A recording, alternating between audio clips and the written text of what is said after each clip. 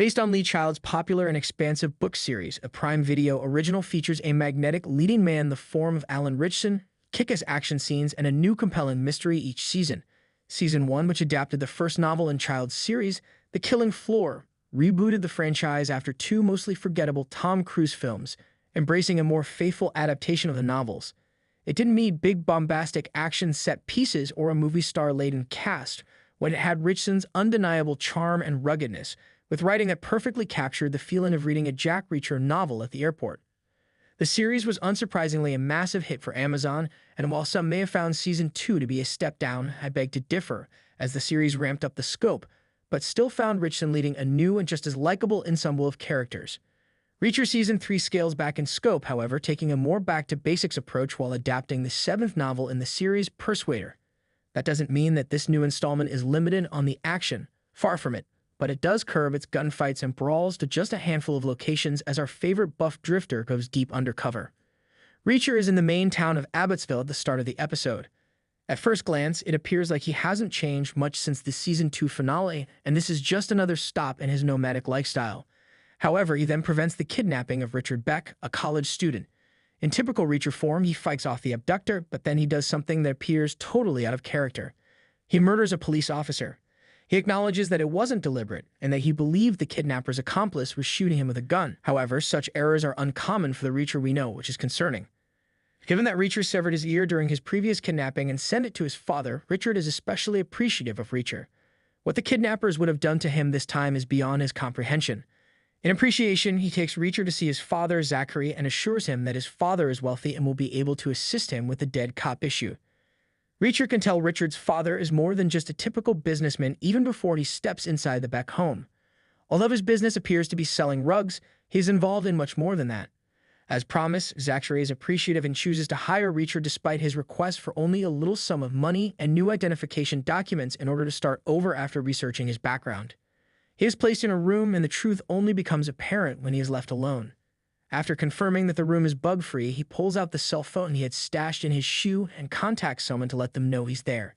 It turns out that this person is Susan Duffy, a DEA agent. Gaining Zachary's attention and Richard's trust through the kidnapping was part of the strategy, as did getting employed as a member of his team. All of this is a result of his shared objectives with the DEA. Finding information on Zachary and his operation is the agency's goal, especially for Susan Duffy, in order to apprehend him at last.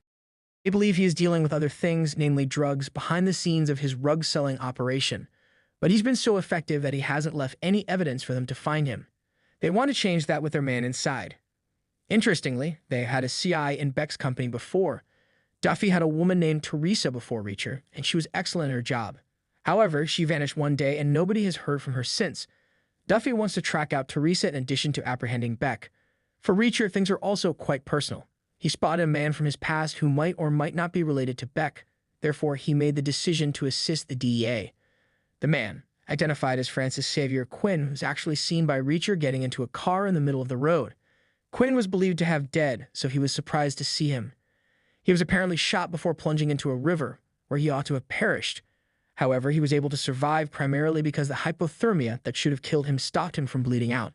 Since the man has returned, Reacher cannot let him get away with his previous transgressions or whatever he is doing with Beck at the moment. Although the specifics of Quinn's actions are yet unknown, it is evident from Reacher's description of him that he is a dangerous guy who can do anything.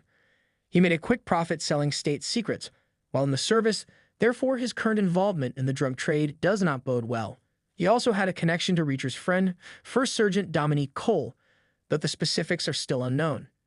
Duffy, who already has enough on his plate, is made aware of the threat, and he even loops in Neagley, though he hasn't yet revealed his precise plans to her. Reacher must be present during the event in order to comprehend what Beck does and how he does it. But he is forced to endure routine chores that are completely unrelated to his mission. If nothing else, Reacher nearly has his cover compromised, forcing him to murder one of Beck's men. He kills 2 more individuals while attempting to clean up the mess, but this also gives him access to a bit more data. First of all, he learns that Beck is not in charge. The purpose of all the personnel and security surrounding him is to ensure that he follows instructions precisely, not to protect him. Julius McCabe, the same man who had Richard abducted and had his ear severed, is the one pulling his strings. He did it to get Beck to comply. Duffy eventually locates Julius McCabe through surveillance, but she is unaware that this is the man Reacher has been searching for. McCabe is Quinn. In the meantime, Reacher arranges a fight in which he murders Beck's number 2 in order to get access to Beck's inner circle. He has now earned the man's trust enough for him to designate Reacher as his new number 2. The fact that Reacher is the only man in his immediate vicinity who appears to be concerned about his son Richard's welfare also helps him make this choice. Perhaps Reacher would be more content to remove Quinn, also known as McCabe, from the situation and remove the boot off the Beck family's neck because, to his credit, he genuinely cares for Richard.